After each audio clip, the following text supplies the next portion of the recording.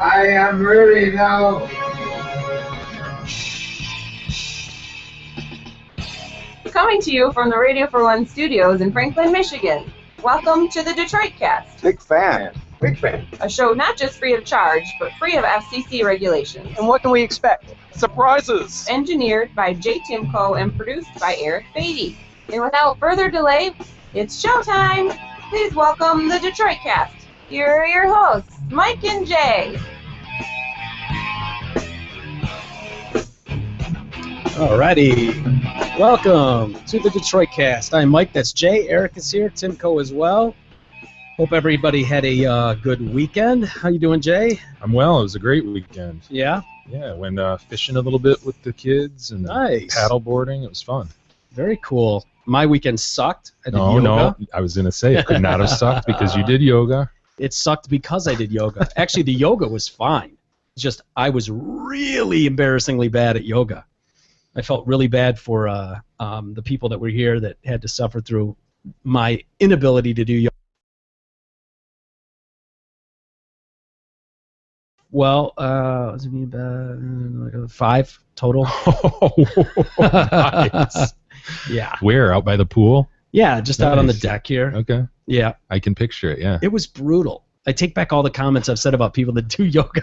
It was much harder than I thought. And did you put your yoga pants on and everything? And I knew what that dog was, whatever you said. The downward dog. The downward dog. I had to do that 1,000 times, and I hated it. Mm-hmm. Yeah, it sucked, dude. It really sucked. And the last thing I wanted to do was look up and see anyone's ass. I was so bad, I couldn't even... So inflexible? So inflexible and so bad that I didn't even care to look at... Oh, wow, is there chicks around here? I was just, like, focused on just trying to hold a position because I was so bad. Yeah, it was bad. I told you it was going to be tough. Yeah. So I tried it. Check it off the bucket list, right? No, until next week. Come on, you're hooked. That's what they tried to say. I was like, no, I don't think so. But then there was another incident that happened that I'll have to show you guys later. Is Eric doing the dating thing like on a site? Yes. Tinder? Yeah. Yeah. Is that it? That's one of the dating sites, right? One of the girls a friend of one of the girls here had a great story, and I'll tell you about that later. A little experience with that. With Eric specifically? Not with Eric. Okay. No. But yeah, it's funny. But we got a lot to get to. Again, it's the Monday edition of the Detroit Cast, and Casey Kasem, he's been dead for what? A month. And still, is it possible there's still squabbling going on over Casey Kasem? Wow. A Utah mom. And this is back, I don't know, a couple weeks ago, but... Another problem solver.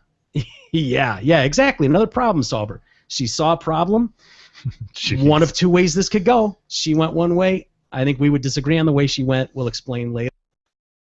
Mike Ilitch, some big announcements coming out from Ilitch Holdings and with the development with the new Red Wings stadium or arena. Yeah. And... it's a hell of a lot more than just an arena, I guess. Mm-hmm. Looks pretty amazing. We'll talk about that in a little bit. Hamas, Israel. Boy, it's a fun part of the world to talk about, isn't it? No, it's not. But we will anyways. But I guess we can't go much longer without talking about this Malaysia Airlines flight. And I guess the Malaysian Airlines is off the hook as far as their responsibility. They were just flying to their destination. Yeah, and everything appears to be hunky-dory on their end, and it's looking more and more, from everything I've read and saw on TV, it looks like this was a Russian extremist. Yeah, well, it was the pro-Russian rebels in the Ukraine, right? Who were apparently given the weapon and probably trained on how to use the weapon because it was pretty technical. Yeah, well, there's some interesting things coming out now, but these stories are always really difficult. Of course, we're talking about Malaysian Airlines flight MH17, we'll just say Flight 17, which came down today, and it's really weird. You've got a scene. We're so used to in this country when you've got a disaster area, there are specific teams that go into those areas and rope it off, and their job, they've got very specific jobs. Timco does a lot of this stuff where you're roping stuff off and keeping people away. Half your job is keeping the general public out of your way, and you're used to seeing teams of guys, whether they're in orange jackets or whatever, what they're doing, and it's very there's a lot of authority there, and then you see something over on the other side of the world, and people looting, picking through stuff. Yeah, and not right away. And we've seen that kind of thing. We saw it here with Northwest Flight 255. There were reports of people stealing wallets off bodies and stuff, which is, I can't even imagine it. But that's before the good guys get there and secure a scene. We're talking days later, and this is going on. You've got some guys with masks over their face, AKs on them, and they're just deciding who can come in, and it's just kind of desolate. There's some reporters hanging around, sifting through stuff, and they talk about this, fuselage still on fire, just wreckage still in flames, and bodies strewn about. God. It's just an absolute mess over there. I don't know how much of this you've kept up on this weekend, but I've been watching. Yeah, it's awful. Can you imagine the smell of fuel and death? They say, Yeah, and you can imagine what that would smell like with 300 bodies. Mm-hmm. Charred like that. They're talking about it's in this little eastern town or a small town in eastern Ukraine, and near the tail of the wreckage is smoldering. Open luggage lies next to burned bodies. They're roasted a shiny bright pink. Ugh. Yeah, if you look away fast enough, you can almost fool yourself into thinking they're plastic mannequins. Almost. It eventually hits you hard and in the gut. Further down the road, the biggest part of the plane landed in what was a wheat field. Here, almost nothing survived the inferno. It's just ash and scraps of metal. The charred ground crunches underfoot. I mean, what a picture that paints. Man. Just nasty. Just beyond is part of the landing gear. Across the field is a warped engine turbine. Somehow something survived. What's always weird to me when you see that, like, there's just a book that seems totally unharmed. And yeah, like on 9/11 stuff that was found. Just in pristine condition. Even paper that just floats out the window, and it's like, how did that, of all things, survive? You would think that would instantly go up. A child's backpack. The site is guarded but not fully protected.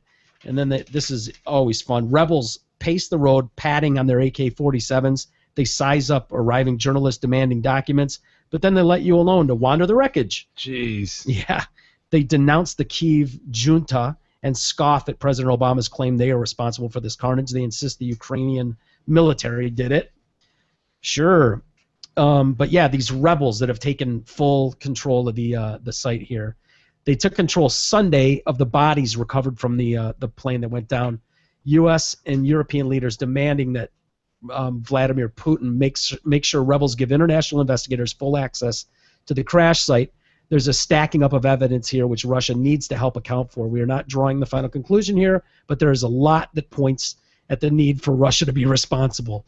That, according to John Kerry. Officials said armed rebels took the bodies away from their workers by force. Yeah, nice, huh? They're each accusing each other. Ukraine and these separatists accuse each other of firing surface-to-air missiles. But as you mentioned, these surface-to-air missiles, and what were they? Which ones were they specifically that they think? Was it the SH-11 or something like that? But anyway, these are not missiles that you just see, like I could give you and you could go like fire. Like a shoulder launcher or something. Right. The reason they know that Russia was involved was because of the nature of the people you're talking about and the equipment that it's something that would require.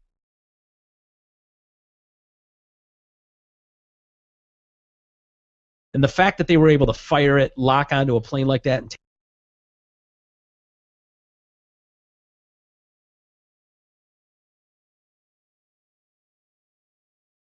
and at the very least, they're mercenaries who have left the army, have joined these rebels. Just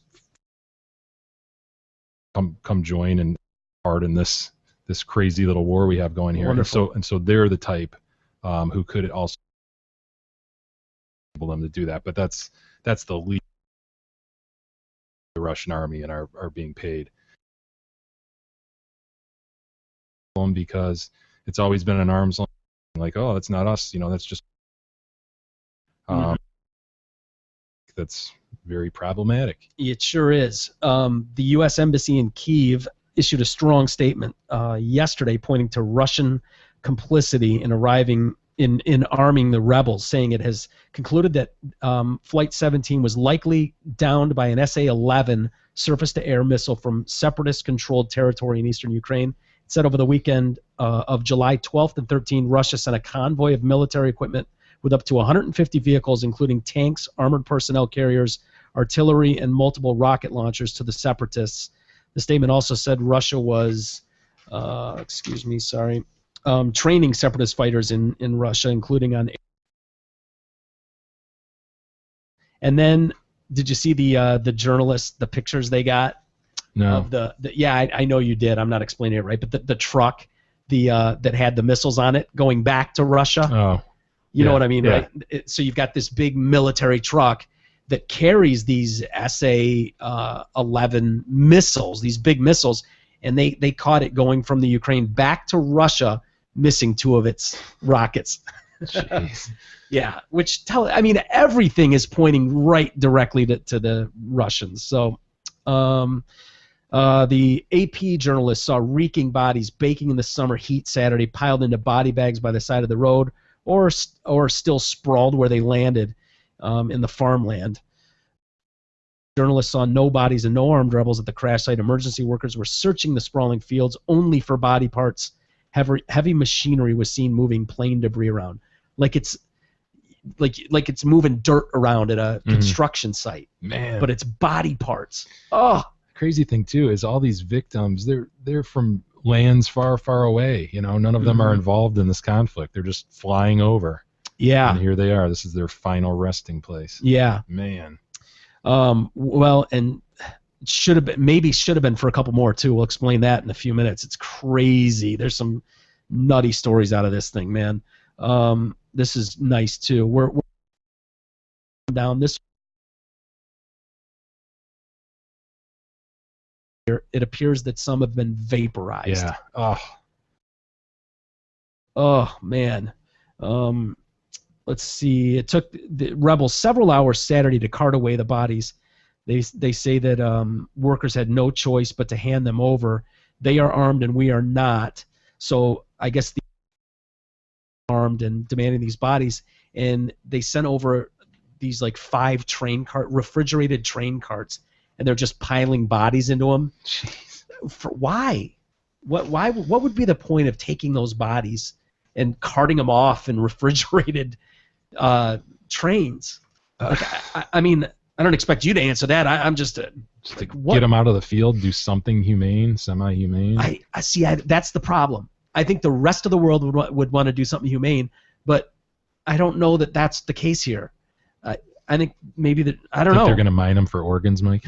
No, I don't think so. Perhaps. You never know. Obviously, they'd have to go through the cards. Their driver's license. Right. Yeah. Right. No information was available on when airplane parts would be brought to the area, and priority now was recovering bodies. They've sent a mobile DNA lab over there to handle things, but yeah, not good, man. Let's see here. Did you hear about this Australian couple, newlyweds, supposed to be on that plane? Yeah, you always hear these stories, right? People who were supposed to, and they somehow missed it. This is nuts. Simone LaPasta and Juan Jovel.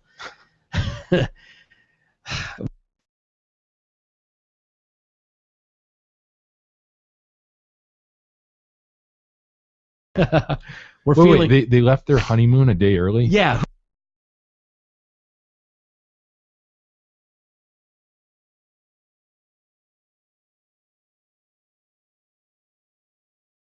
Cats and dogs all week would be what saved them. Holy shit. Yeah. We're feeling lucky, but at the same time, our hearts bleed for these families that are expecting their loved ones to come back. They're just they want to be ecstatic, and then oh, wait, no. Very reserved. Terrible for those people. Pasta and Jovel. Pasta? Yeah. They're among a few travelers who were scheduled to fly on this Malaysian Airlines flight, which was shot down Thursday. Barry and Izzy Sim, along with their baby son, were also scheduled to be on the flight, but had to change flights due to a shortage of seats. Wow. Yeah. You get the sick feeling in the pit of your stomach. So, yes, just shock. We started getting butterflies, all that. Also supposed to be on the flight was Dutch cyclist Martin de Jong, who escaped death not only on this one, but was supposed to be on the Malaysian Airlines Flight 370 as well. What? Which went missing in March. That's crazy. Wouldn't you just pack it in as far as flying at that point? Absolutely. I think I'm done. Wow, man. Yeah, I'm not going to get a third chance. Someone wanted that dude going down, it looks like, and he's escaped it both times. It's amazing.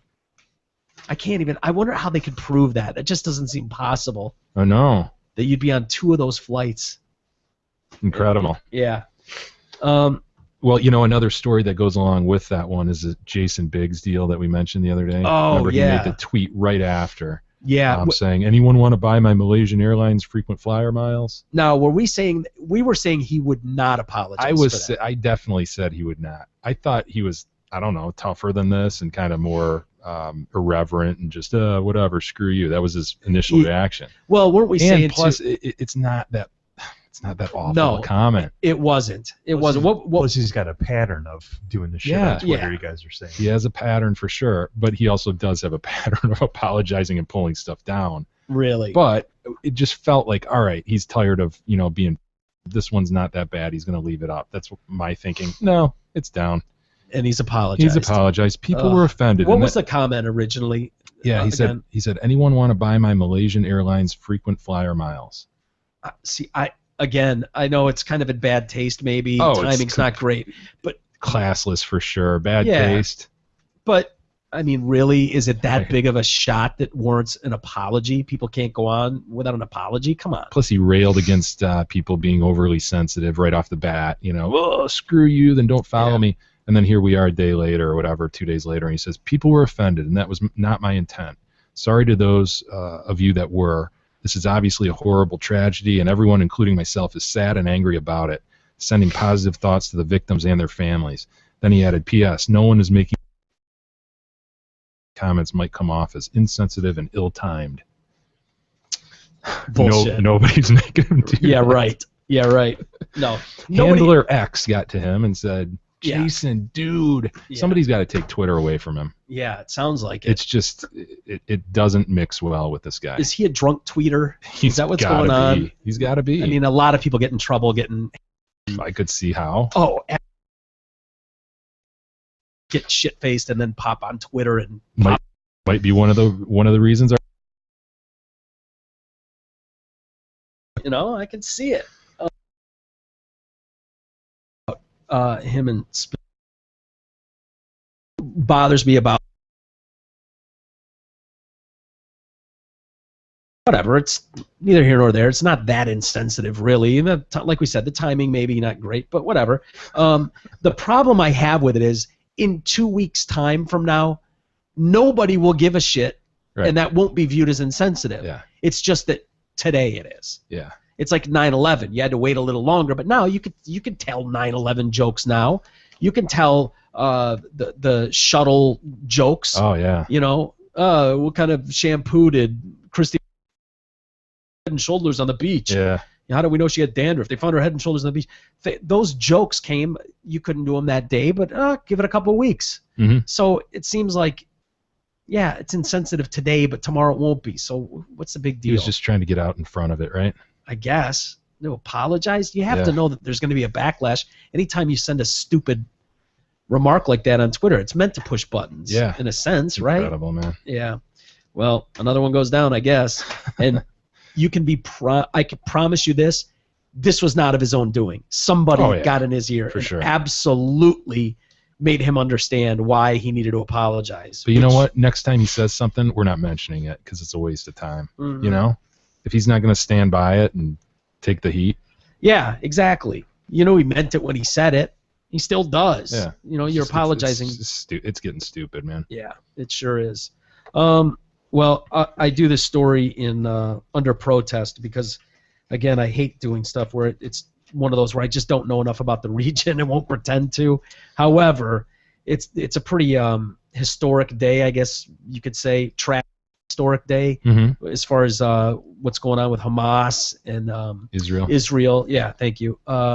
Gaza, the whole thing over there. Hamas has claimed it captured an Israeli soldier yesterday on the deadliest day yet in the battle between Israel and these Hamas militants in Gaza.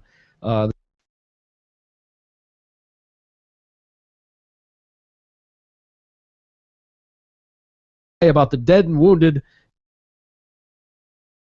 So what? Based on their reaction, we'll determine whether they kill this guy. Is that what that's saying? Crazy. Yeah. Gunfire and cheers erupted in Gaza in apparent celebration of the soldiers' capture. Unreal. Worth mentioning.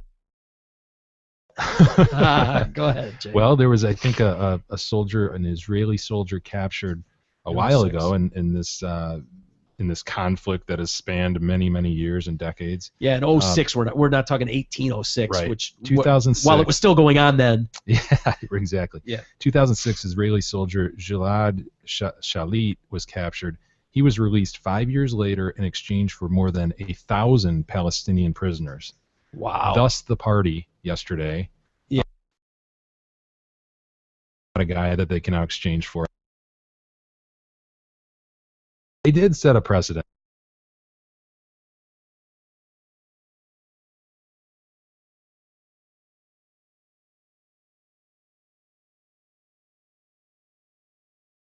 Dolls, excuse me. Yeah, that's always the fear that, wow, we got 5 of our big guys back by trading this one. So I wonder how much we can get next time. Well, 1,000 for one. 1,000, man. We thought we had a bad trade. I know. That seems like a terrible This is trade. Minnesota Vikings Dallas times 1,000. Yeah. I mean, who was pulling the strings on that deal? That's terrible. By the way, we mentioned the deadliest day yet in this battle. 87 Palestinians died, at least 60 of them in Israel's assault on the town of Shaja'iyah. The Gaza Health Ministry said the IDF said 13 soldiers were killed. In total, 425 Palestinians have been killed. God, man. Again, man, makes you thankful for where we live and when we live, right? Yeah, could have been popped out anywhere. We just happened to pop out here. About things like, when's the new arena going to be built? When do we get a new stadium? There's not enough pissers in this one. The stairs are too steep. There's not enough women's bathrooms. This is bullshit. Concourse is dark. And narrow. I had to hold my piss for almost 15 minutes at the game. This is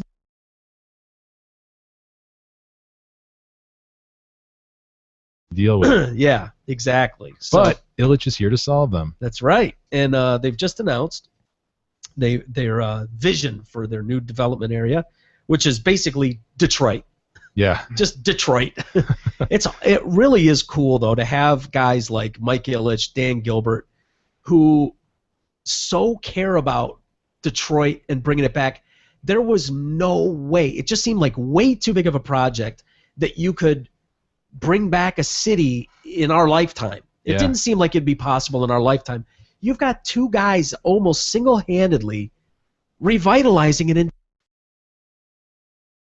And Gilbert's done his share all over, you know more about it than I do, but the whole Campus Martius area. Yeah. And bringing down Quicken and moving all those employees down. From Farmington Hills downtown, which was a big move, historic move, really, to bring all those people down there, because that's not just about providing a building. You have to provide a safe place for them. That had to be, you had to get, security around there and everything to make it a place where they could go. They're still pretty far off from, I think, people moving families down there. Yeah, I think exactly right. You know, you've got all these developments like stadiums and so forth, but until there's going to be great entertainment, more entertainment down there as they build north of the Fox and bring this arena and all these various restaurants and things in. But you're exactly right. Until a family feels comfortable, moving down there, having enough retail services, a grocery store, government services that are going to help, street lights that are going to be on, schools. Oh, schools, yeah. That's a big one. You know, that you feel safe and confident in putting your kid in. It's a long way away. I mean, honestly, Jay, when you go downtown with your family, how comfortable do you feel just walking the streets, going from a game at night with your kids? I mean, right. It's one thing if it's you and I down there, but with your kids, that's got to be an uncomfortable, at least a little uneasy feeling. You hustle a little bit through certain parts for sure. Yeah. I mean, you're aware of it. Yeah. You're on alert at all times. You just are. You'd be stupid not to be. But they've got this, and it basically just revolves all around the new Red Wing arena. Mm-hmm. And boy, does it look cool, man. Which is exciting. You know, I remember when they did that for Ford Field.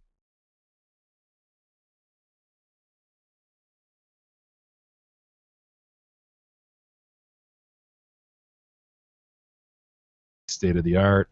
Obviously, it's they're going to do it first class, but what's neat is it's going to bridge across Midtown 375 there, and it's going to bridge toward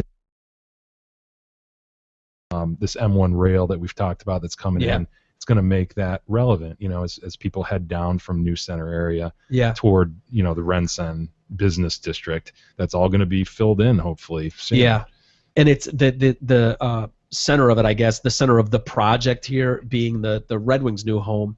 It sounds like, is it going to have like a glass roof or something? Yeah, it sounded like they're going to put sort of an enclosed glass area with retail and stuff that's still open even when there's not games going on. So kind of a little city inside there. Yeah. But also they're really pushing for these new residential areas to pop up, and they're even calling them different neighborhoods or something like that, like 4 or 5 different neighborhoods, which I think is a bit of a stretch. But we'll see how they do it. I mean, they've got,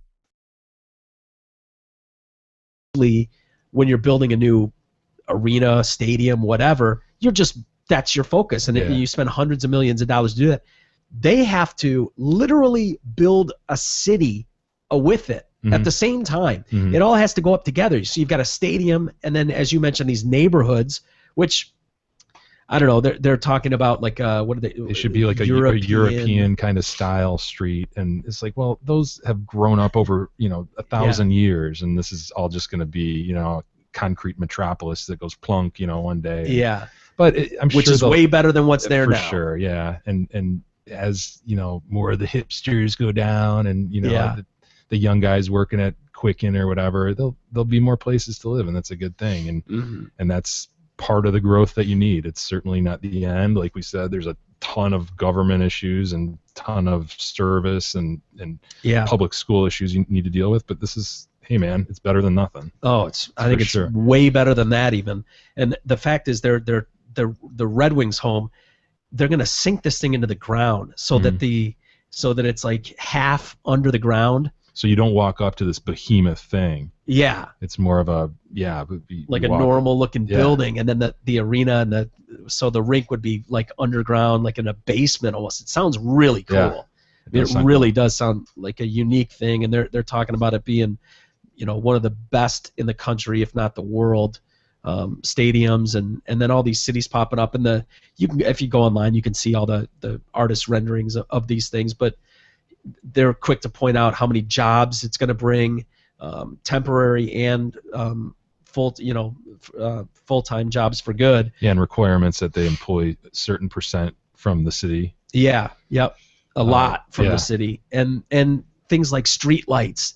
Like there will be working street lights, like things you would never have to worry about in a normal situation. Yeah, it's really cool. It's going to cost a ton of money, and are you surprised does that seem a little ambitious to think that by 2017 this would be done and ready to go? It does, man. It really does. Not that far off. I know. They got to get to work. Yeah, they're starting this fall. Here's another thing. I think it was Stephen Henderson who wrote a column about it, and he sort of, is looking at it very realistically, saying, look, I remember, he's approaching it like us. Like, look, it's great. It's investment. That's Absolutely. Awesome. But it obviously doesn't solve Detroit's problems, of course. But he pointed back to Comerica and said, the Ilitches, they have the best of intentions. They talked about how the area around that with the housing and so forth would create a Wrigleyville type atmosphere. Yeah. We know that's not even close to being accurate. No. But that's they can do their part, and then the rest has to kind of come up with it. There's only so much you can do personally, and again, they've got the best of intentions and all that. They design it, put it there, and hopefully the people come. And the fact is, in Chicago,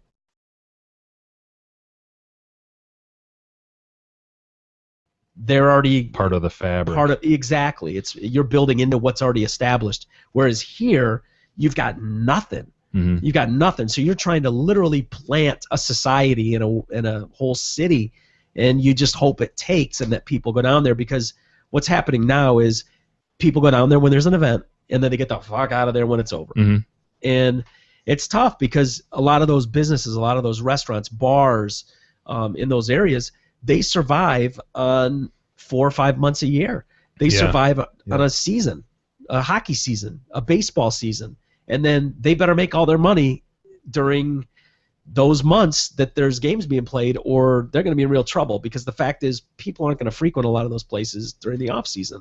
Whereas in a Wrigleyville, they live around there. They walk live around, there. Yeah. It's their corner bar. Yeah. They're there game day. They're there on days off. So, it's ambitious, but boy, is it cool to know that people are tackling it. It's cool to see these little pockets being linked. And as you look at that, there's one map in particular that I think they put on Freep, where you're looking down and they kind of business district.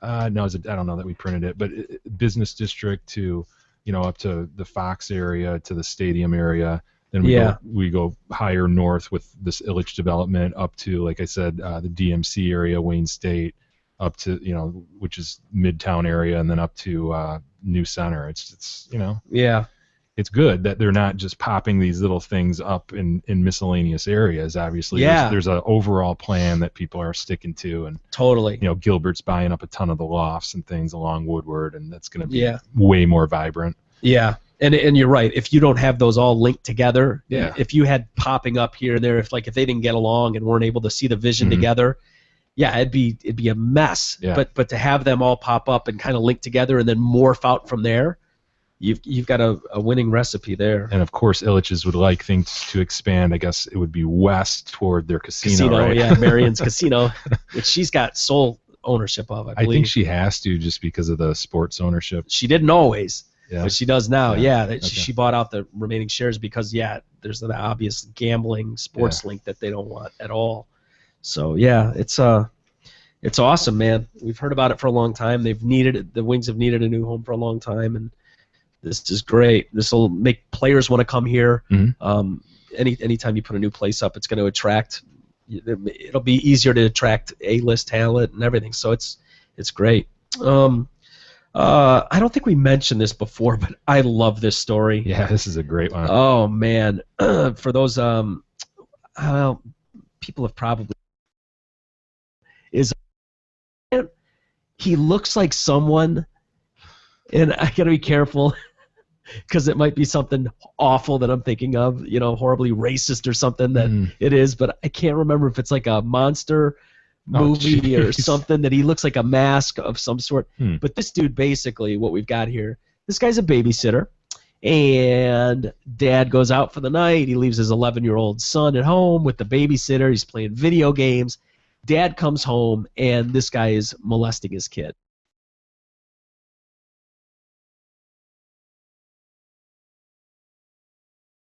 And he had him reprimanded. Reprimanded.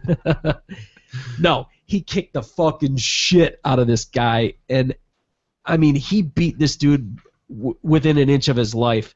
His name, the guy that was beat to shit, his name is Raymond Frolander, was found with several knots on his face, blood in the mouth, actually after he allegedly sexually abused a child. Actually, he did admit to it. He did. Did he?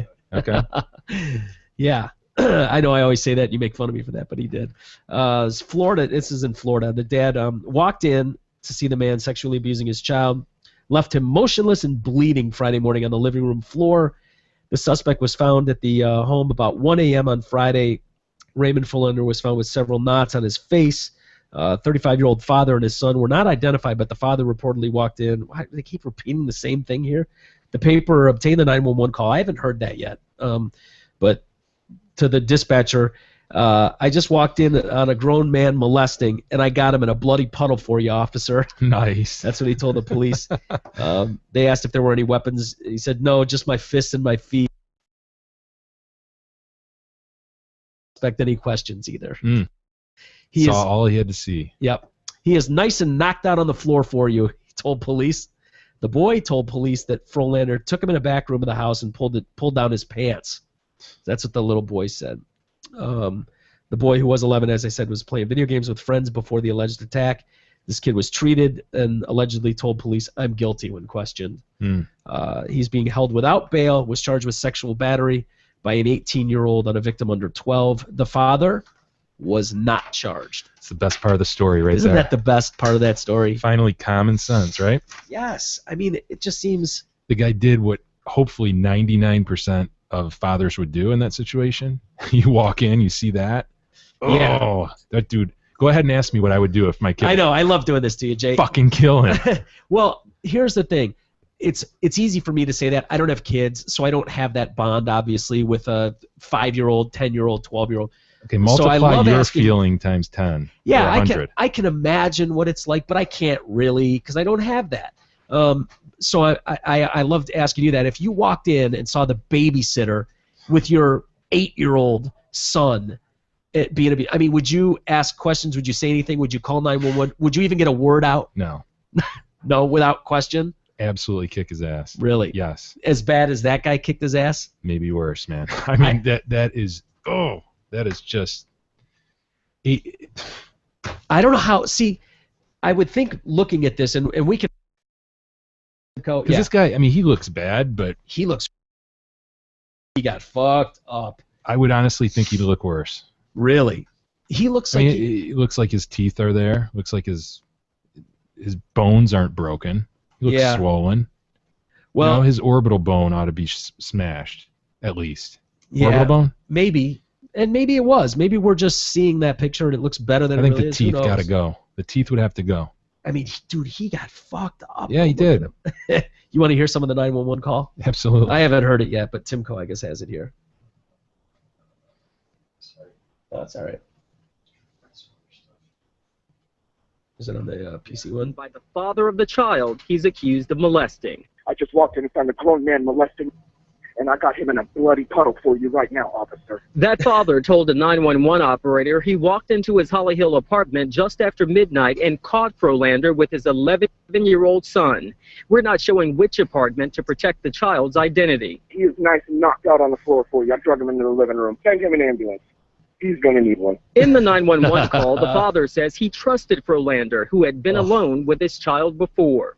Curled in the fetal position in the puddle of blood on my floor, and I loved him up until 15 minutes ago. The 11-year-old later told Child Protective investigators that Frolander has molested him since he was 8 years old. And you have somebody you trust around your son, an 18-year-old person who you trust around your son, and the basic instinct to protect your kid and the anger. As a father, I understand what he was doing. We asked the police chief if that father could face criminal charges. He said absolutely not. He said because he saw a crime being committed against his child, he had the right to protect his child. Yeah.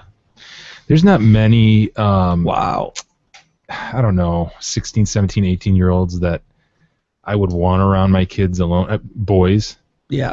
Really? Yeah. Why is that? I don't know. No, honestly, if you're looking babysitter and you're going, okay. Not because you're thinking sexual anything like that, or are you? I don't know. No, I don't know. I mean, it would cross my mind if a kid's interested in doing that. Well, yeah, a girl's not going to do that. Exactly. Yeah. Well, unless it's your babysitter. The greatest babysitter in the history of time. That's correct. If it does happen to happen, then yeah. I was scarred viciously by my babysitter making me grab her titty and kiss her. It's more than that, wasn't it? Well, no, I didn't bang her or anything. I thought it was a pretty sweet deal by a 10-year-old boy to fucking get a titty grab out of. Yeah, you're not just gonna make out with me. Always been a charmer, Mike. That's right. Good work. Got myself a little titty out of it. What about Eric babysitting if you don't want an 18-year-old? I have babysitted kids before, actually. I have babysitted some... babysitted? Babysitted? I guess nieces or I don't know if they were nephews. You didn't molest them, though, did you? No.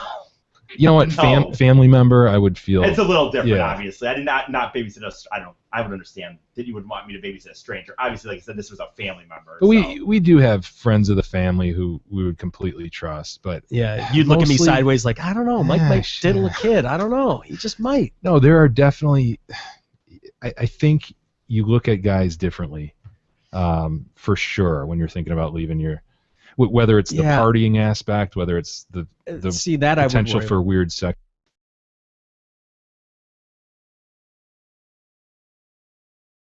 I'm trying to put myself in and was leaving it for the night with. A little bit of pause if there's a guy that age who wants to do that. Yeah. And no, and I again, could just they're be looking for kids, whatever. But yeah. It does have dude about. No, that's fair. I could see. You just go, all right, Yeah. you available? You know.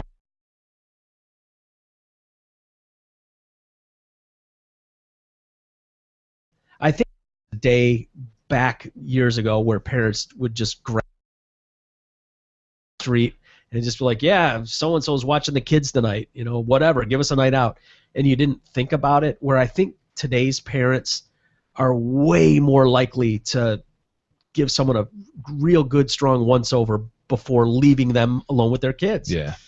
And I think most people are probably like us. They use kids who are kids of friends of yours. You know, like Yeah. soccer team mom has a daughter who's Right. 18 or whatever. That's who you use. You know, because Yeah. you know her. You know she's been around the kids before. You know the family. right. But man, yeah, it's a scary thing, dude. I mean, that's the nightmare, right? Diddling your kid, That's- or worse, whatever the hell he was doing. Yeah, God only knows, and you can only imagine. And this is a loophole before people go off thinking that, oh, okay, if someone does that, I can just go beat him within an inch of his life. This guy got away clean and clear because he walked in on the act in progress. Mm-hmm. That is the only reason there's no charges going to be brought against him. Yeah, it's not like Because- he heard about it later, went over to his house and beat him up. He'd Yeah. be screwed. He'd be really screwed. So they should make that very clear. I had a similar altercation and got into it with some guy at a bar who tried to sue me. And the fact that he pushed me before I swung and cracked him was the only thing that kept me completely out of trouble as self-defense. Hey, he touched you. Mm-hmm. You're free to defend yourself, which is what he did. So yeah, like you say, if this had been something he heard about, you know, a week later and went and knocked on the door and then beat the shit out of someone, he'd be in a lot of trouble too. Mm-hmm. But I think I'd have less respect for the dad if he didn't do that to him. Yeah. In all honesty, Grab a phone instead. Oh my God, he's Yeah. molesting my kid. No. I think that would just be You a remove natural. that motherfucker and put Yeah. him on the ground. What would have happened if he would have killed him? Then he'd probably be charged. Because you really have to use kind of an equal kind of force. You know, he's protecting his kid from this trauma. Well, the I second know he walked in and punched the kid, the threat was over. Well, So he went way beyond that. he did. So and obviously people they'll do everything they can to make it look like, hey, that's fine. We all would have done the same thing. Had But- he been on the phone saying he's unconscious on my floor and I'm kicking him still, they'd have a problem with that. Yeah. Yeah. But you know, his argument would be like, hey man, I used whatever force I had to knock his ass out and stop him from doing this. And what is it? Aren't there like I went into a blind rage. I didn't like in those moments where you walk in and your wife is banging someone. That's why manslaughter is less than murder, because there's no Right. like intent to kill. It's just you Reactive. It's a reaction. It's a Yeah. rage. Yeah, it's tough, man. It's crazy, but I can't fault the guy. Oh no, I not really at all, can't. man. I think, as I say, I had less respect for him if he didn't He's do in that. pretty good shape considering. Him out, and then I thought we got a number for Don Sterling, and we got a lawyer sitting here. I think it'd be, I think that trial starts back up today at Yeah. some point. So We ought to give him a call. yeah, why don't we try blowing a call to Don, see if we can get him on the phone, and maybe you can give him some legal advice or something. I don't think he fared too well on the stand. He was shaky. Yeah, call his wife a pig. Yeah. There were a few things. lashing out. Yeah, I don't know. It got ugly for a bit there, so I don't know. We'll try. No guarantee that he'd answer, but and we'll get into some of the other things we talked about. Injured hiker, another one of these guys. Man, crazy story there. We'll discuss next on the Detroit Cast.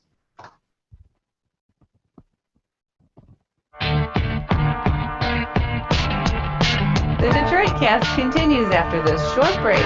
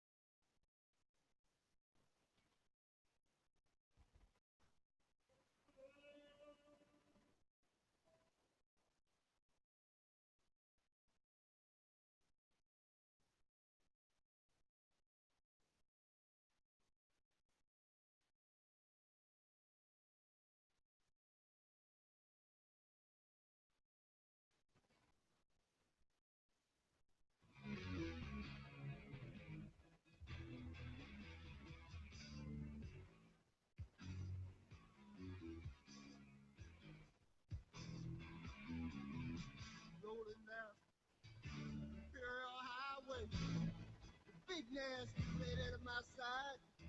Santa Ana winds blowing hot from the north. We were born to ride. Roll down the window, put down the top, crank up the Beach Boys, baby. Don't let the music stop. We go ride it till we just can't ride it no more. From the Saturday to the valley, from the west side to the east side. Everybody very happy, 'cause the sun is shining all the time, like another perfect day.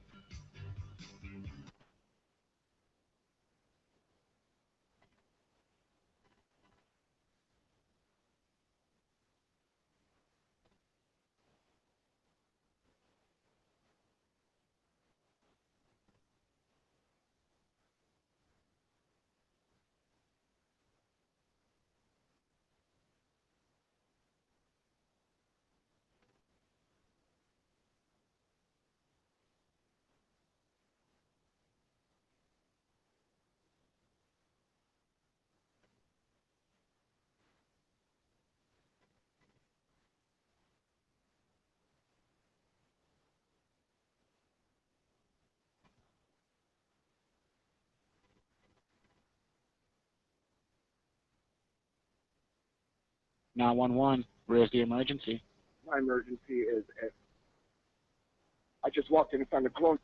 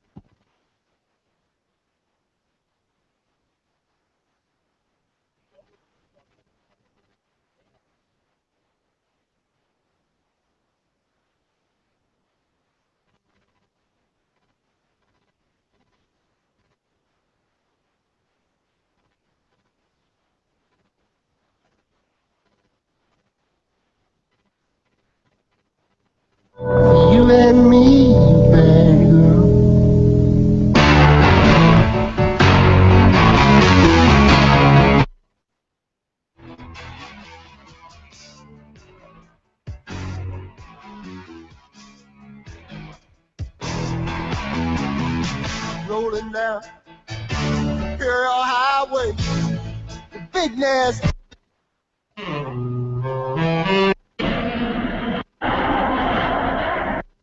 It's cold and it's let's leave Chicago town.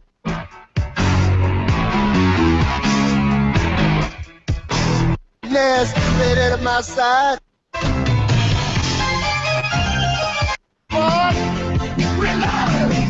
Santa Monica Boulevard.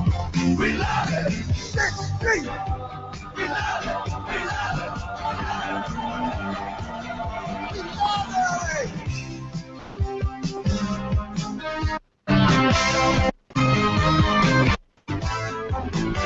love it. I love LA.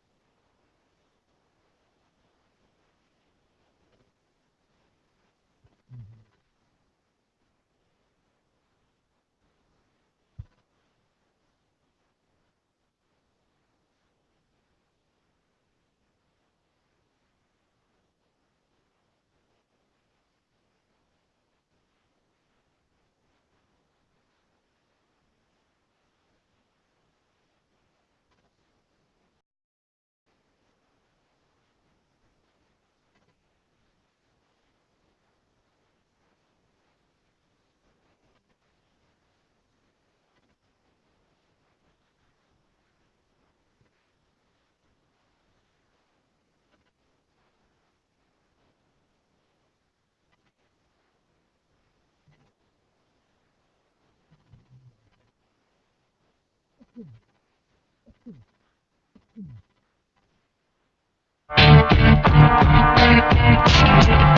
Detroit Cast continues now, bitches. Here's Mike and Jay.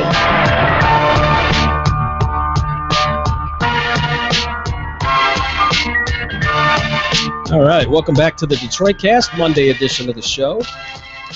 Mike and Jay, and a few things more to go. And are you excited for the Sterling trial to get back underway? Yeah, I want to see what happens. Yeah. You know, we've got this issue.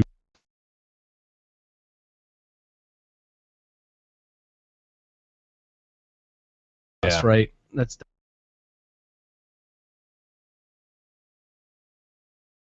fraudulently removed as trustee. That's his claim, of course. Being found incompetent mentally by the that Shelley had hired. Yeah, it'll be interesting. So what does this mean then? Will there be there could definitely be appeals. Really? So this could be far from. And then certain issues that can be appealed and can't, so you have to see what comes out of it. But, yeah.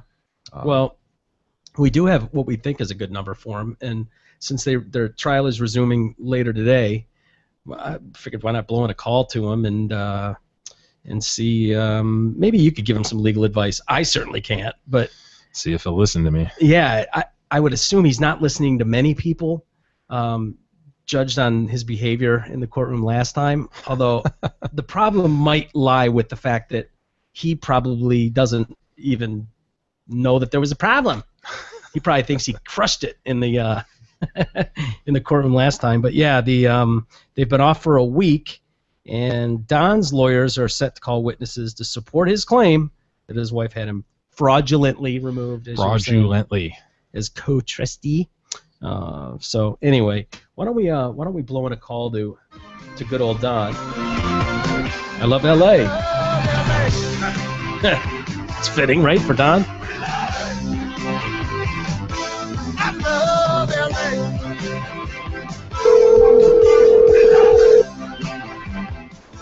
I love LA. Hello, Don Sterling. Esquire.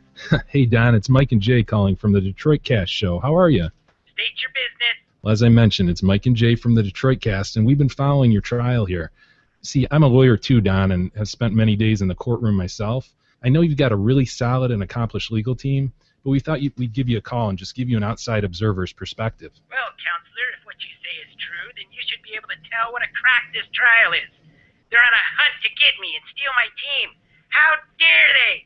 Regardless, counselor, the trial has gone swimmingly so far. Swimmingly? How do you mean? Well, everybody thought I did great on the stand, and everybody in that courtroom loves me. Don, the judge had to reprimand you on several occasions for inappropriate behavior, and then you called your wife a pig as she left the stand. Yes, that's true, but I love my wife, and as you know, you're not supposed to lie in court. And I'd be lying if I said my wife was anything but a pig with her testimony. Her and those awful doctors trying to say I'm incompetent. They're incompetent. How dare they? I'll get you, doctors. They're trying to take what's in my head and use it against me to steal my team. I'll sue them all. Stupid fucking doctors. But Don, you come off as a bit combative at times. Watch your tone, counselor. Sorry, I just think lashing out at Shelley's lawyers doesn't help your case, and neither does disrespecting the medical professional hired to evaluate you. I didn't disrespect any doctors. Who's even heard of a female doctor? So you can take whatever diagnosis that tramp came up with and throw it in the garbage. Tramps belong in the kitchen or the bedroom, not the workplace or in the courtroom betraying their husband, trying to pretend their tiny lady brains are even capable of understanding complex legal matters like family trusts.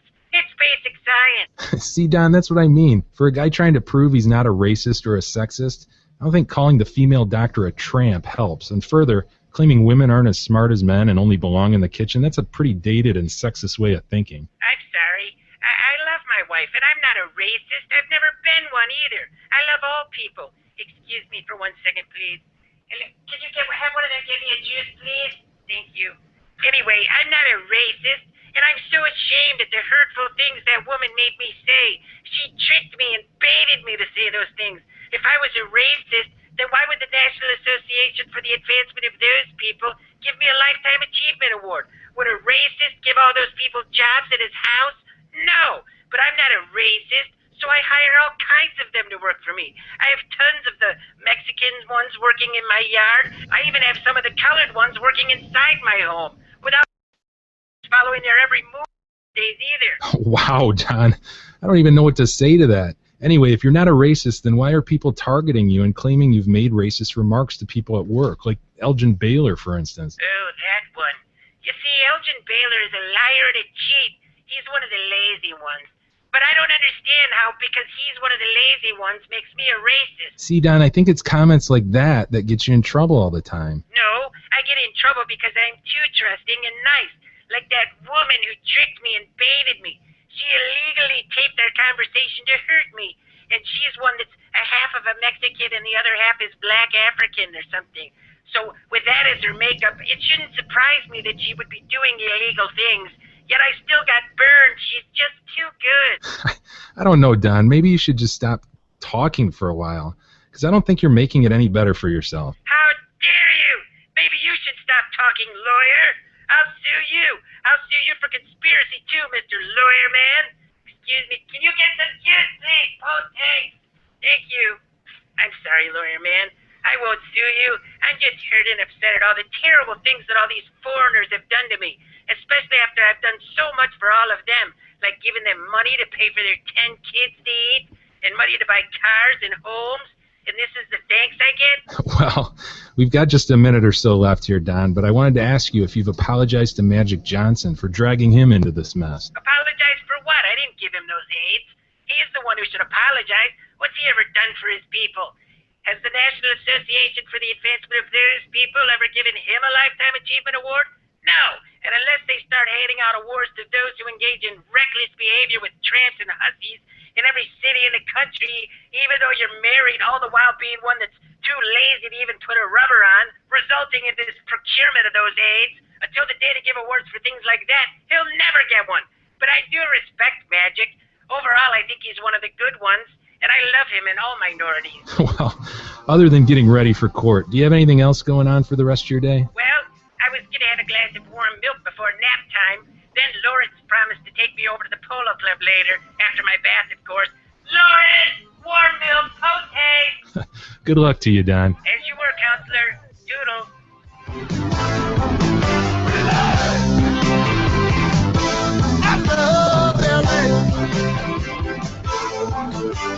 Oh, man. I think that went well. Yeah. God love him. Good luck, Don. Association Advancement of Those People. Those. For some reason, I don't think he's getting it, but, No. you know. Hey, we tried. Did our part, man. Yeah. Hey, we sent a lawyer to him. Mighty accomplished one, I might add. Thanks, Mike. Well, we got a few things left here, and thanks, Don, for taking some time out this busy morning for you. I know it's an early start there in L.A., so good luck in court, my man.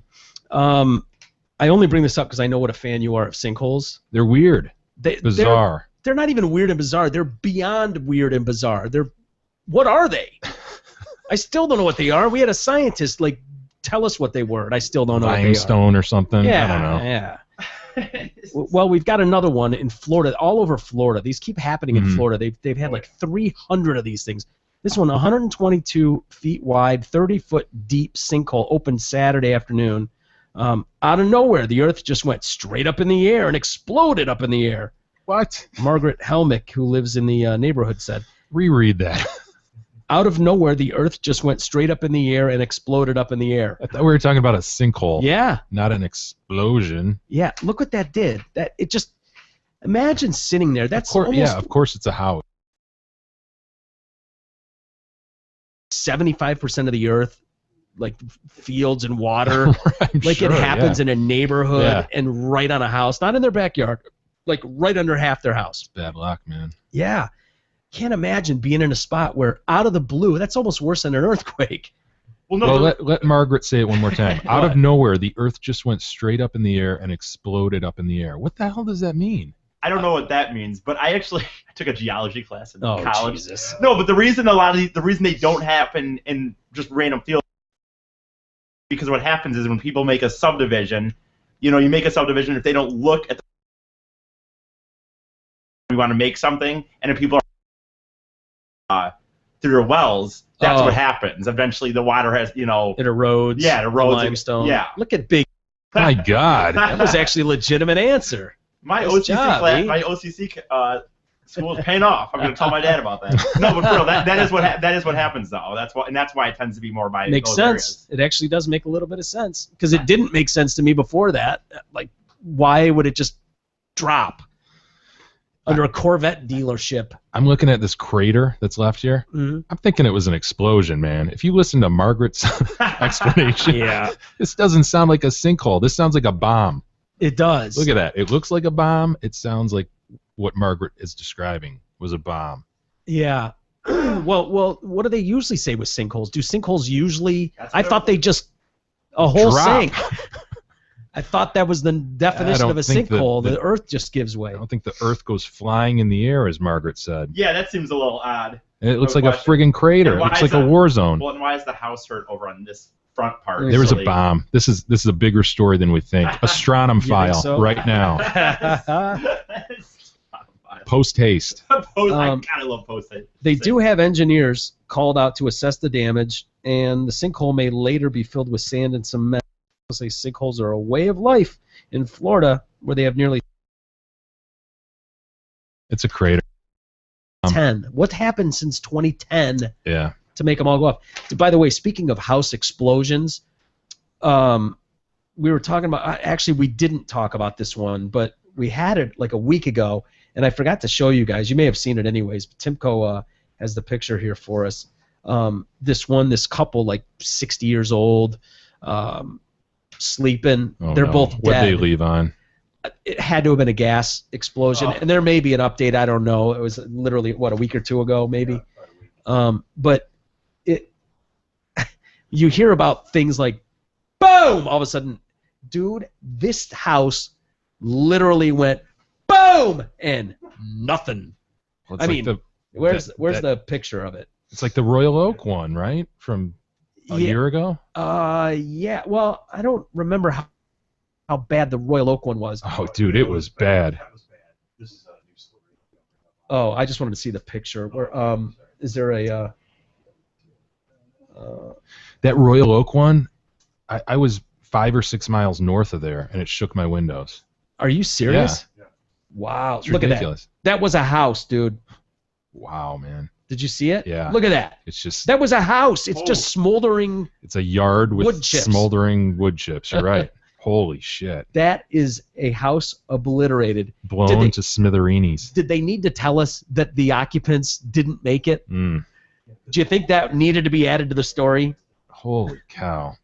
I mean, there's no chance the occupants made it out of that. But yeah, usually you hear about like these labs where some dickhead is making what are they always making? Meth. Is it Yeah. meth? Yeah. Yeah, those homemade meth labs. Yep. And boom! We had one of those happen in our neighborhood. House just completely blew Nice up. neighborhood of It was a meth Skank. lab. Real nice. Yeah, it's great. It's a great neighborhood of Skank. But it was like a nice house. They just restored a lot of it too, and the husband was doing a meth lab upstairs and blew the whole top of the house off. Oh, Dude, that would so suck. Oh, Whenever that I- would suck. Whenever I hear about propane gas, don't you remember that one guy that like was a Canadian guy? I remember he was on the news like drunk talking about how he was hearing gas, like he heard it explode. Do you remember that? No. Oh, I wish you did. Never mind. It's my fault. Then. Why? Did it blow up or something? No, or- it was like it didn't. I don't remember if it did or it didn't. But he was on the news and he was like drunk talking about it. He was like, I heard a gas or something. It was just the story was just funny. Huh. He was drunk on the news talking about it. I was trying to Yeah. actually find it on YouTube. Yeah, before so you can find it. That's all right. I'm not letting this quote unquote sinkhole story go. Yeah, I it does- think we might need to contact Margaret. This does not sound like this is a bomb. You think so? It's a bomb.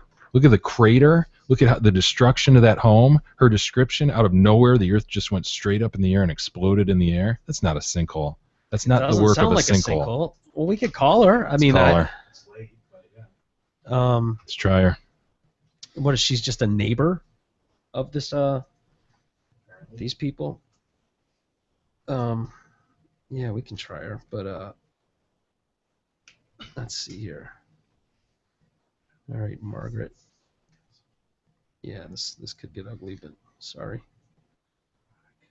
It's just a simple question, Margaret. Did things go up or did they go down? Yeah. We need resolution. Come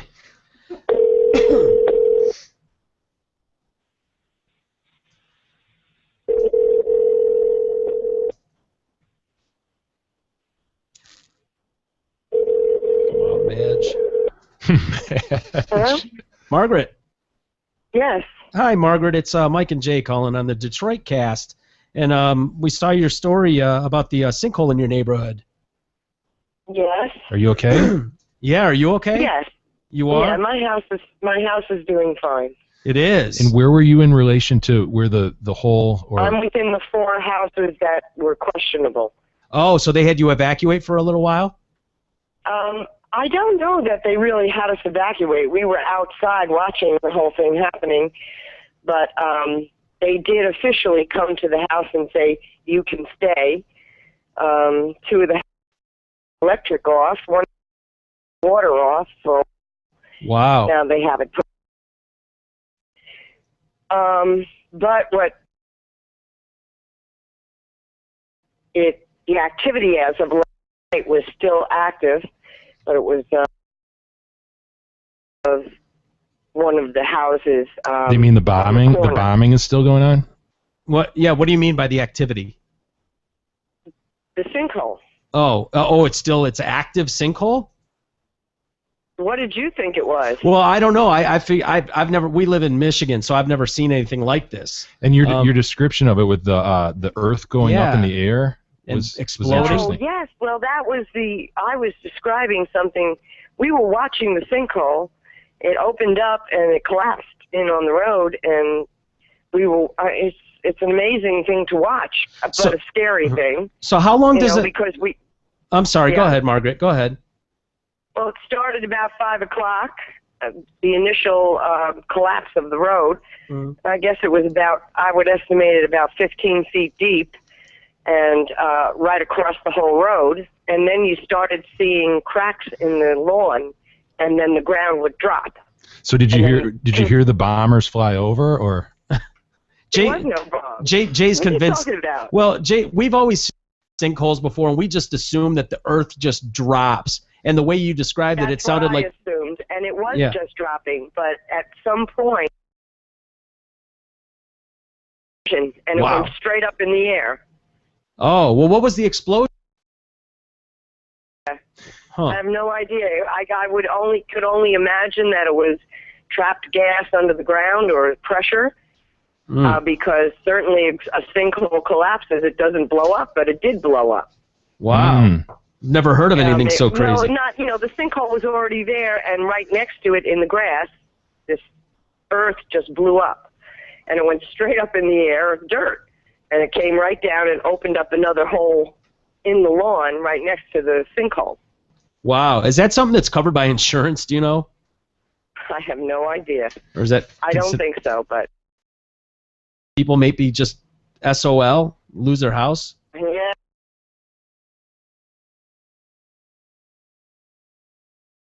Been offering sinkhole coverage from It's that big of a deal that people. 2011. Wow, it's that common. 2011 on. If you are grandfathered in, you are now paying an astronomical amount. Because mine went from $900 on top of my owner's insurance to $4,500 in 1 year. Whoa, sort of no like kidding. floodplain You can't pay coverage. that. Nobody can pay that. No, that's outrageous. You got to roll the dice, right? Yeah, well, so a lot of people dropped it. No pun intended. Yeah. Yeah. So what do you is there any way to know like that this thing could get onto your property, Margaret, or is it just? There's no way. It's an act of God or nature, whatever you want to say. God. I think it's actually an erosion of limestone. Move towards that other house.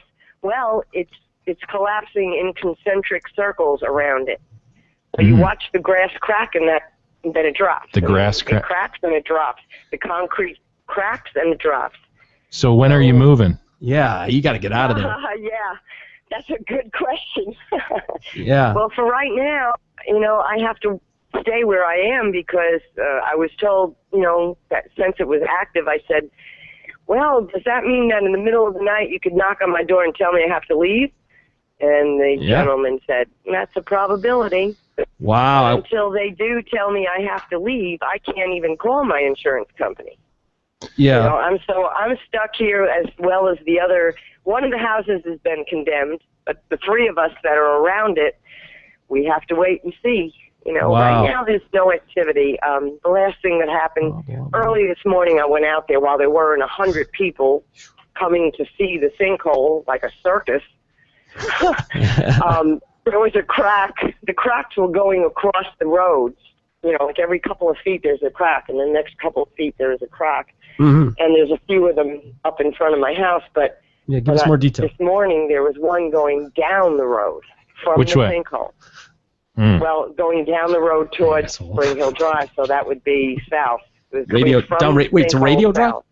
Okay. South, right? Yeah. Or south? South to Radio Drive. Mm. Wow, okay. it's crazy. Margaret, good luck. I'm glad you're okay. Godspeed. Oh yeah, we're okay. Listen, it's a material thing. If we have to leave, we're alive. Nobody got hurt. Yeah. I'm ready to roll if they knock on my door. There's nothing like selling while the market's high, so you're in good shape there. Live another day. Just That's right. start over. Yep. Right now I'm okay. They haven't actually given me that news, and I have a stay right now. So Thank the good Lord for that. Yeah, absolutely. Nobody got hurt. And as far as these clowns that are coming in to look at this thing, from all other counties, it's like, oh, please, would you people just stand back? There's barricades. Leave Margaret alone. They ought to be arrested. This is not Margaret. an atrocity. Don't get hurt, Yeah, it's what I mean. Don't yeah. get hurt. Don't get close to this thing. Yeah. It's not stopped yet. That's what I'm thinking. And we're expecting rain in the next 3 days. Oh, and they're worried about that. Good Lord. That's amazing. They're worried that will sink it more. So yeah, I have bet. to stick around. Can we maybe call you back in a few days and see how you're doing? If I'm here, I have a little problem up north I have to attend to. So well, good Lord willing, I'm going to be here. Well, keep your ears out for those bomb raid signals. Yeah. What? Keep your ears out for those bomb raid signals. Knocking on your door. I hope not. I hope that the Lord decides it's over. But I'm ready to roll if I have to. That's right. Godspeed, Margaret. Thank you. Thank you. Take care now. Take care. We'll see you. Bye-bye. All right. Bye-bye. Bye. Good Lord. Wow, helpful. Oh, she's a Well, sweetheart. you know what? We got to the bottom of that damn explosion, though. We did. The one quote they take from this lady, and she gave them paragraphs, was she did. The earth went flying in the air. Yeah. That's such a small part of the story. Well, the fact was they left out the part about it had been dropping for like 2 weeks. They'd all been watching With it. cracks going south towards Radio Drive. That's right. I mean, they had all kinds of quotes to work with. Yeah, and, then the cement started to split, and then they're watching this like a movie unfold, and then it hit a gas line and blew up in the air. Their quote is, out of nowhere, the earth just went straight up in the air and exploded up in the air. That's the quote. That's it. That's it. So it made it sound like we had to call her. There was a bomb. Yeah. All that trapped gas in the air, she said. I still think there might have been a bomb. I don't know if you. Yeah. I'm just gonna throw this out there. I don't know if you have any interest, but I did find this thing I was talking about. And if you want, but it's a propane explosion. What is it? It's a guy that's on the news drunk describing a propane explosion that happened. We talked about it. Go ahead. Well, no, I don't. Here, I gotta click it in here, Jay. I can't believe you don't remember this. Actually, I might if I hear it. An explosion. Forget. Yeah, I remember. My father said, "What the hell was that?" Freaking, I seen smoke flying through the wall, and I said, "Look at the house is on fire." Fire. Freaking, I knew it. Tommy, you've had a few beers. Is that because of the trying to forget the fire? Oh,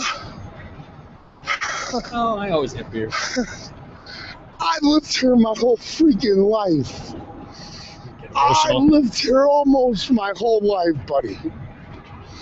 And you know,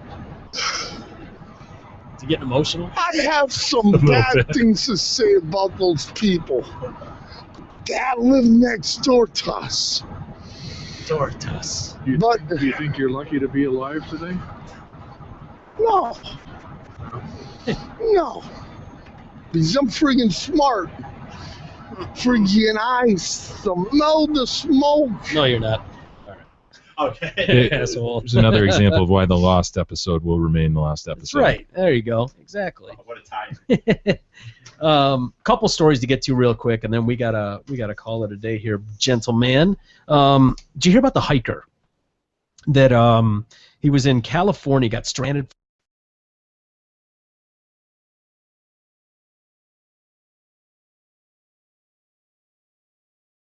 Way out in no man. He had a cell phone that maybe died, but I don't think he'd get reception anyways.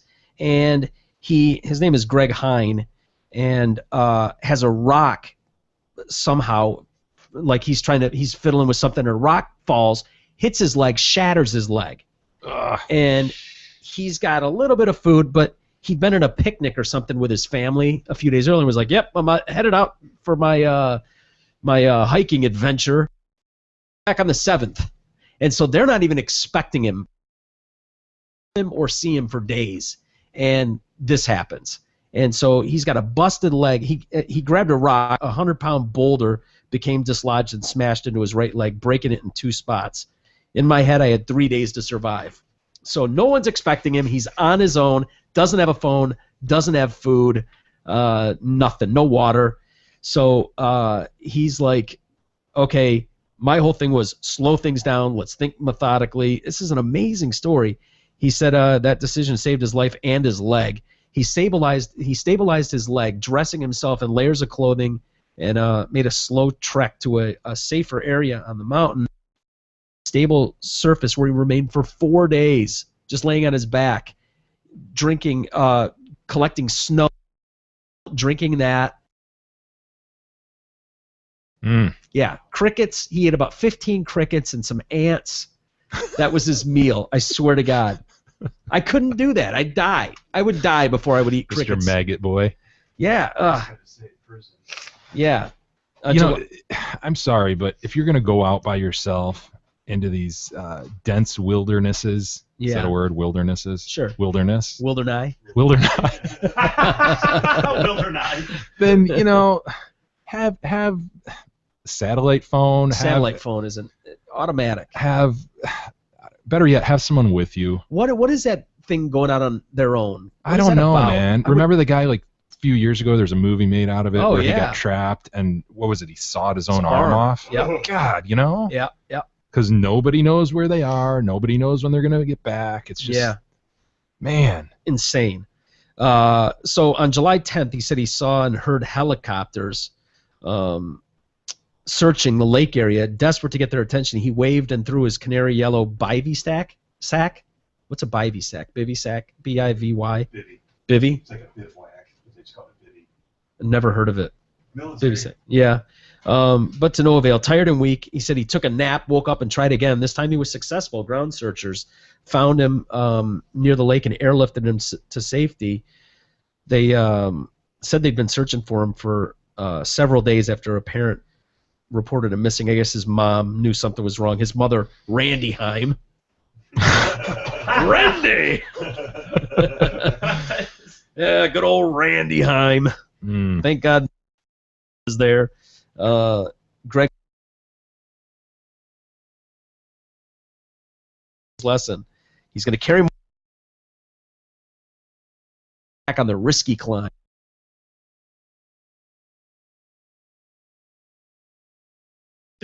Nobody watched Survivor, I man? used to a few years ago. Wait, is it good? This guy would have been fine had he watched Survivor, man. This guy Seriously? goes like out in the Amazon and shit. He'll put himself out there for a week and just. Well, has he ever smashed his leg? Oh, that's neither here nor there. That's no, kind of you know the only what? thing that's here and there. That oh my gosh, you kind of discount that, like the stuff going through with that smashed up leg. Yeah. Let alone just surviving that time. That's gotta just. What do you do? Just go numb after a while? I would. Yeah, I was just gonna say. I would think your body would go into a shock, and yeah. Well, you couldn't. It's not like you could hop up and use it at all. And what he did, he's just kind of scooted. Although they're not specific, are they, with what's broken or not? No, they this just could said, be played up.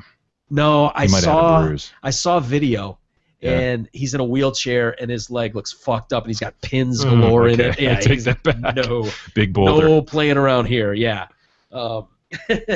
yeah. Who knows what the real story is, but his leg definitely was not good. But yeah, I just don't get that, like wanting to go out on your own with.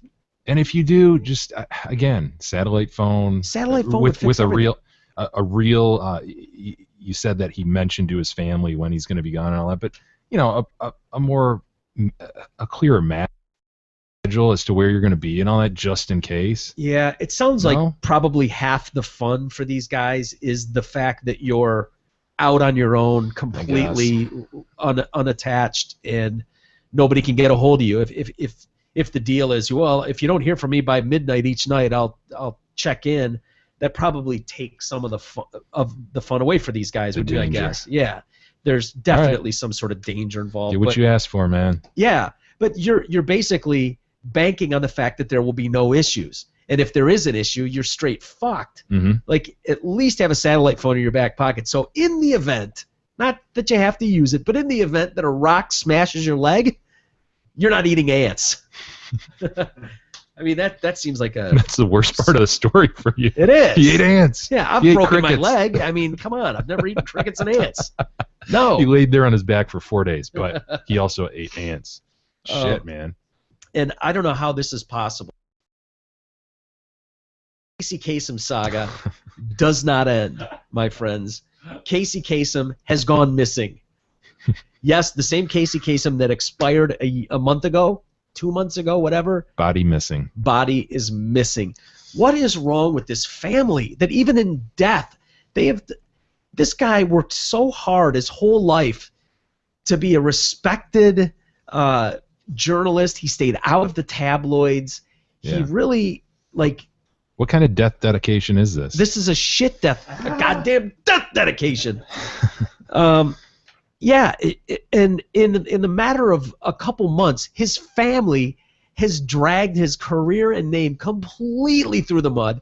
They're not thinking at all about what Casey would. Casey would be mortified at the behavior of all these adults who can't, like, Casey's dead. Deal with it. You guys don't have to get along. But this idea of, oh, I'm going to take the body and not let the kids know where it is and with these people.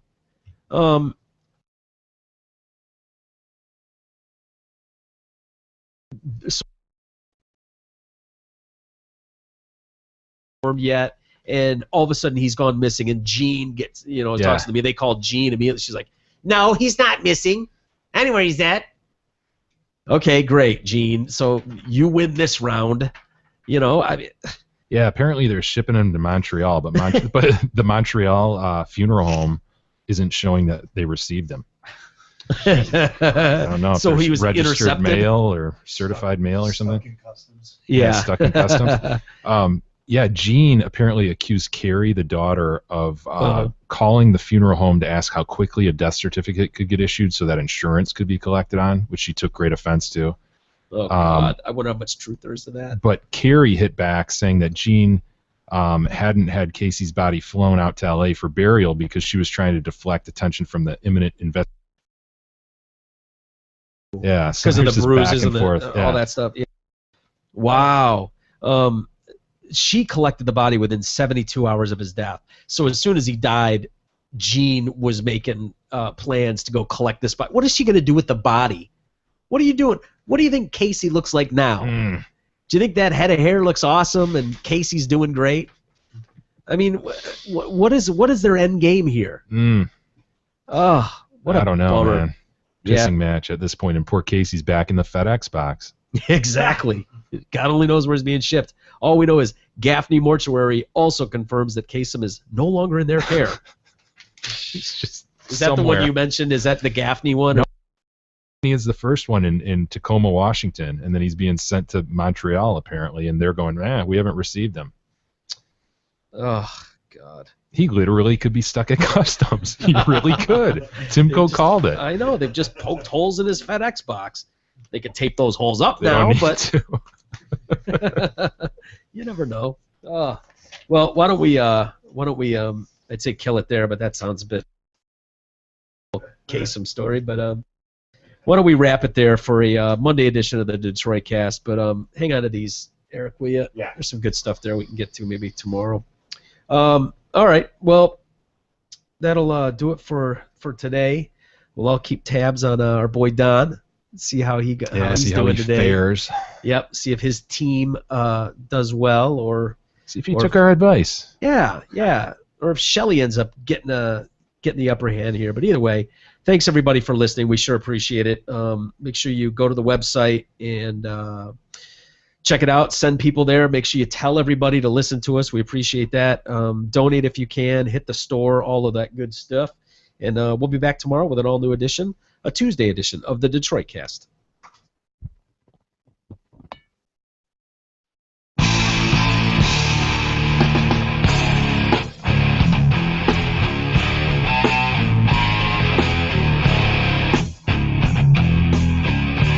You've been listening to the Detroit Cast with your hosts, Mike and Jay. From all of us at Radio for One Studios, thank you for listening. And as always, thank you, Detroit. Listen to God, watch you grow, you know now.